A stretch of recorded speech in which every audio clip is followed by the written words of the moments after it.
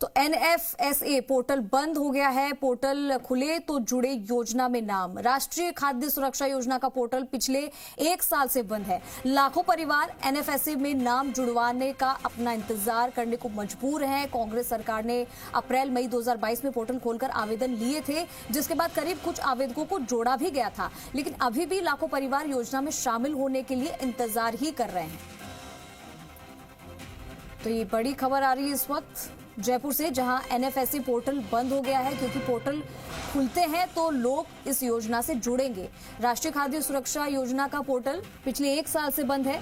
जब ये पोर्टल खुला था तब कई लोग इससे जुड़े थे, लेकिन अभी भी लाखों परिवार ऐसे हैं जो इस योजना से जुड़ने का इंतजार कर रहे हैं। मेरे साथ दीपक गोयल बने हुए हैं, सीधा उनका रुख करते हैं। दीपक, बड़ी खबर आई है इस वक्त जयपुर से कि एनएफएसए पोर्टल बंद हो गया है। 1 साल से ये बंद है, लेकिन जब खुला था ये पोर्टल तब कई परिवार इससे जुड़े थे, लेकिन अभी भी लाखों परिवार ऐसे हैं जो अपनी इस स्कीम से जुड़ने का इंतजार कर रहे हैं। तो क्या ये फिर से खोला जाएगा और फिर से जो परिवार वंचित रह चुके हैं वो फिर से जोड़े जाएंगे? बिल्कुल, देखिए, राष्ट्रीय खाद्य सुरक्षा योजना यानी कि फ्री में गेहूं अभी इन करीब 4.46 करोड़ जो कह सकते हैं कि यूनिट्स है परिवार उनको मिलता है। और जो कह सकते हैं कि एनएफएसए का जो पोर्टल पिछले 1 साल से बंद है, 13 लाख से ज्यादा आवेदन हैं वो पेंडिंग चल रहे हैं।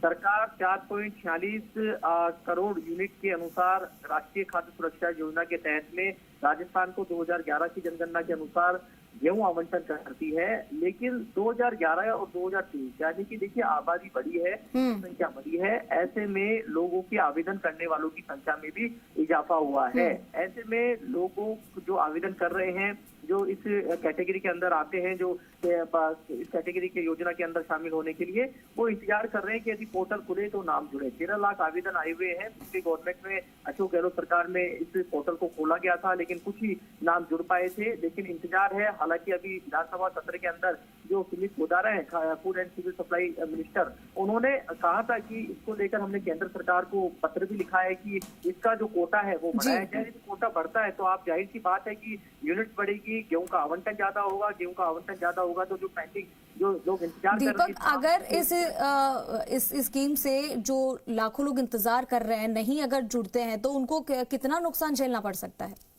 देखिए, ये तो फायदा पहुंचाने वाली है।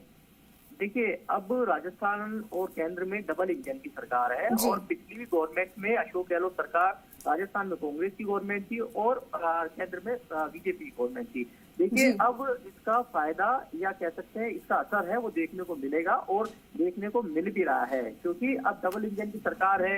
अब जाहिर तौर पे राजस्थान सरकार ने केंद्र सरकार को पत्र लिखा है, और वो भी समझते हैं कि 12 साल के अंतराल में आबादी जनसंख्या बढ़ी है, और ऐसे लोग जो गरीब तबके में आते हैं या जिनको फ्री या 2 रुपए 1 रुपए या 2 रुपए किलो में जो गेहूं मिलता है, हालांकि अभी प्रधानमंत्री जो अन्न योजना है उसके तहत अभी परिवारों को फ्री गेहूं दिया जा रहा है, लेकिन उनका भी यही कहना है कि यदि ये नाम जुड़ते हैं तो करीब 13 लाख परिवारों को एक फायदा पहुंचेगा। ठीक है, यानी कि एक बड़ी आबादी है जिसको इस पोर्टल खुलने से बहुत फायदा मिल सकता है, और जो गरीब तबके के लोग हैं उन्हें भी इससे जुड़कर फायदा मिलेगा। दीपक, बने रहिए हमारे साथ, फिर से आपसे जुड़ेंगे।